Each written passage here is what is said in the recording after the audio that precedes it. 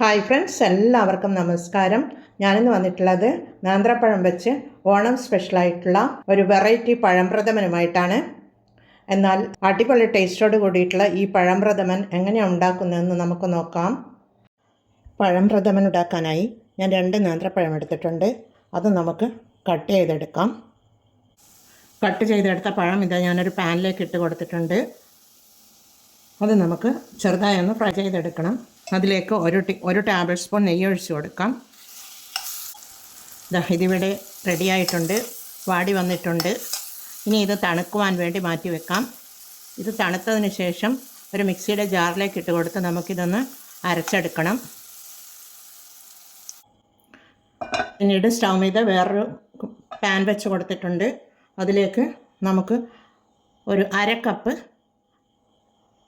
അരി ഇട്ട് കൊടുക്കാം. നമ്മൾ ചോറ് വെക്കുന്ന അരി ഉണ്ടല്ലോ, ഇത് കുറുവി അരിയാണ്. ഏതരിയും നിങ്ങൾക്ക് എടുക്കാം, പച്ചരി ഒഴികെ ബാക്കി കുത്തരിയോ ചോറ്റരിയോ ഏത് അരിയും നമുക്ക് എടുക്കാം. ഇതൊന്ന് ഫ്രൈ ചെയ്തെടുക്കണം. ഫുൾ ഫ്ലെയിമിൽ വെച്ച് കൊടുത്തൊന്ന് ഫ്രൈ ചെയ്തെടുക്കാം. ഇതിവിടെ കരിഞ്ഞു പോകാതെ കിട്ടിയിട്ടുണ്ട്, ഇത്രയും മതി.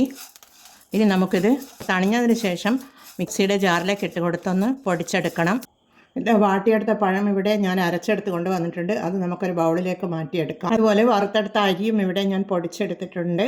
അത് നമുക്കൊരു ബൗളിലേക്ക് മാറ്റിയെടുത്ത് വെക്കാം. ഇനി ഒരു പാൻ സ്റ്റൗ మీద വെച്ച് കൊടുത്തിട്ടുണ്ട്. അതിലേക്ക് അരച്ചെടുത്ത പഴത്തിൻ്റെ മിശ്രിതമുണ്ടല്ലോ, അതിട്ട് കൊടുക്കാം.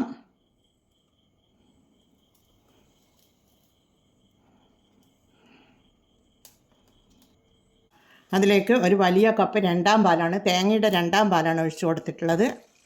ഇത് ഒഴിച്ച് കൊടുത്തതിന് ശേഷം ഒന്ന് ഇളക്കി കൊടുക്കാം. കട്ട കെട്ടാതെ ഒന്ന് മിക്സ് ചെയ്ത് കൊടുക്കാം. ഇത് വറുത്ത അരിപ്പൊടി ചേർത്ത് കൊണ്ടുള്ള ഒരു പഴംപ്രഥമനാണ്. എൻ്റെ ചാനലിൽ വേറൊരു പഴംപ്രഥമൻ ഞാൻ വീഡിയോ ഇട്ടിട്ടുണ്ട്.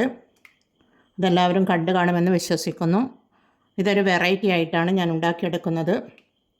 അതുപോലെ ചെറുപയർ പരിപ്പ് വെച്ചുണ്ടാക്കിയ പ്രഥമൻ്റെയും റെസിപ്പി എൻ്റെ ചാനലിലുണ്ട്. അതും എല്ലാവരും കണ്ടു കാണുമെന്ന് വിശ്വസിക്കുന്നു. ഇതിവിടെ തിളച്ച് വരുന്നുണ്ട്. ഇനി നമുക്കിതിലേക്ക് ഒരു 1/2 കപ്പ് ശർക്കര പൊടിയാണ് കൊടുക്കുന്നത്.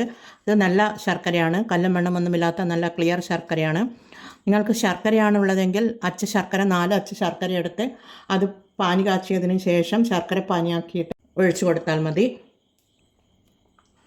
ഇതൊന്ന് നല്ലതുപോലെ ഒന്ന് ഇളക്കി കൊടുക്കാം.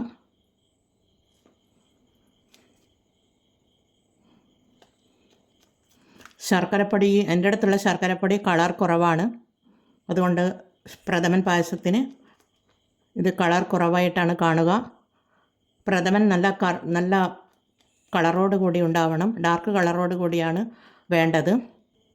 ഇത് 1/2 കപ്പ് അരി വറുത്തെടുത്ത അരി പൊടിച്ചതിന് ശേഷം ഇത്രയും നമുക്ക് അരി കിട്ടിയിട്ടുണ്ട്. ഇത് മുഴുവനായും നമുക്ക് വേണ്ട, ഒരു 3 ടേബിൾ സ്പൂൺ മതി.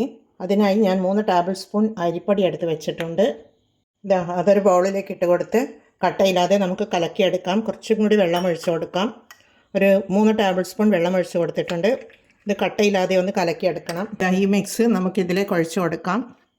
ഒഴിച്ച് കൊടുത്തതിന് ശേഷം ഒന്ന് കരിവേടാതെ ഇളക്കി കൊടുക്കണം.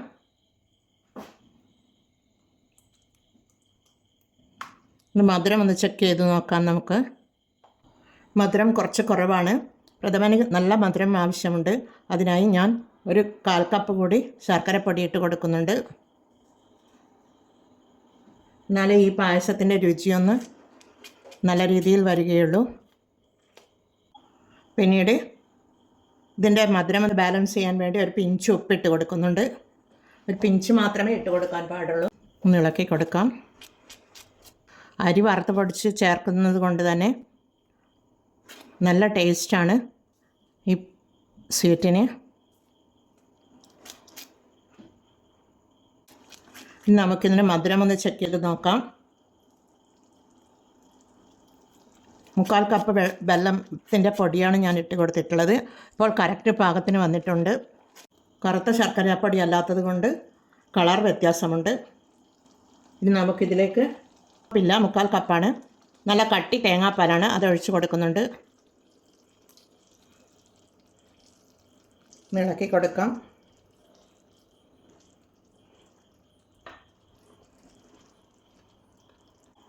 തേങ്ങാപ്പാൽ ഒഴിച്ചതിന് ശേഷം ഇതിലേക്ക് ഒരു 5 ഏലക്ക ചതച്ചെടുത്തിട്ടുള്ളതാണ്, ഫ്രഷായി ചതച്ചെടുത്തിട്ടുള്ളതാണ്, അതിട്ട് കൊടുക്കാം.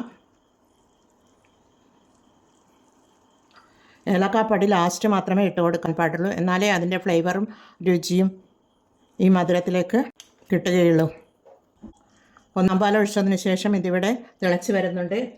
ഇത്രയും തിള വന്നാൽ മതി, അധികം തിളപ്പിക്കാൻ പാടില്ല.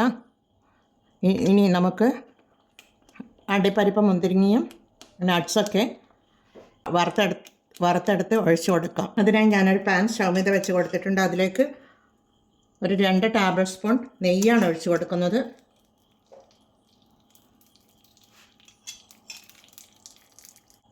നെയ്യ് ഇവിടെ ചൂടായി വന്നിട്ടുണ്ട്. അതിലേക്ക് കുറച്ച് അണ്ടിപ്പരിപ്പിട്ട് കൊടുക്കാം. പിന്നീട് കുറച്ച് പിസ്തയും ബദാമും കട്ട് ചെയ്തെടുത്തിട്ടുള്ളതാണ്, അതിട്ട് കൊടുക്കുന്നുണ്ട്. ഇതിവിടെ ഫ്രൈ ആയി വരുന്നുണ്ട്. ഇനി നമുക്ക് റൈസിൻസ് ഇട്ട് കൊടുക്കാം. കുറച്ചേ ഉള്ളൂ, അതിട്ട് കൊടുക്കാം. അതൊന്ന് വീർത്ത് വരട്ടെ. ഇതിവിടെ കോരി മാറ്റാം. ഇത് ഫ്രൈ ആയി വന്നിട്ടുണ്ട്.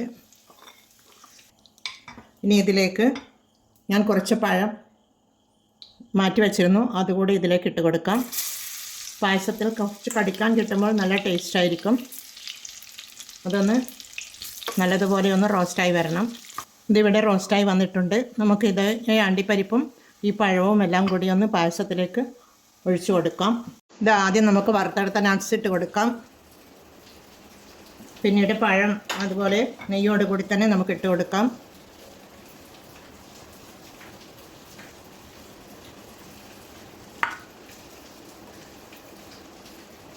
എല്ലാം കൂടി ഇട്ട് കൊടുത്തൊന്ന് ഇളക്കി കൊടുക്കാം. നല്ല അടിപൊളി ടേസ്റ്റോട് കൂടിയിട്ടുള്ള പഴംപ്രഥമൻ ഇവിടെ റെഡിയാണ്. ഈ ഓണത്തിന് എല്ലാവരും ഇതേപോലെ ഒന്ന് ട്രൈ ചെയ്ത് നോക്കൂ. ഒരു വെറൈറ്റി പ്രഥമനാണ്. അരി വറുത്ത് പൊടി ചേർത്തത് കൊണ്ട് തന്നെ അടിപൊളി ടേസ്റ്റാണ്. നമുക്കിതൊരു സർവിങ് ബൗളിലേക്ക് മാറ്റാം. ഇതാ ഞാനിവിടെ ഒരു 3 ഗ്ലാസ് എടുത്ത് വെച്ചിട്ടുണ്ട്. അതിലേക്ക് നമുക്ക് ഒഴിച്ചു കൊടുക്കാം.